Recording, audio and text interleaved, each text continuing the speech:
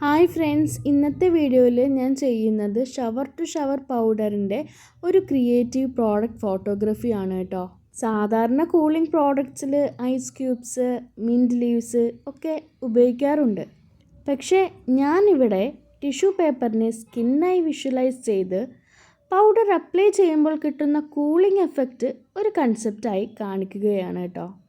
ഇതിന് പ്രത്യേകം സെറ്റപ്പ് ഒന്നും ഉപയോഗിക്കുന്നില്ല. ഫോൺ സ്റ്റാൻഡ് പോലും ഇല്ലാത്തതുകൊണ്ട് വീട്ടിലെ ഒരു ചെറിയ ഗ്യാപ്പിൽ ഫോൺ സെറ്റ് ചെയ്താണ് ഞാൻ ഫോട്ടോസ് എടുക്കുന്നത്. വീട്ടിലെ ടേബിളിൽ അവൈലബിൾ ആയിട്ടുള്ള തിങ്സ് ഉപയോഗിച്ചാണ് ഈ സെറ്റപ്പ് ചെയ്യുന്നത്. ബാക്ക്ഗ്രൗണ്ടും മാറ്റുന്നില്ല, കാരണം എൻ്റെ മെയിൻ ഫോക്കസ് പ്രോഡക്റ്റിൽ തന്നെയാണ്.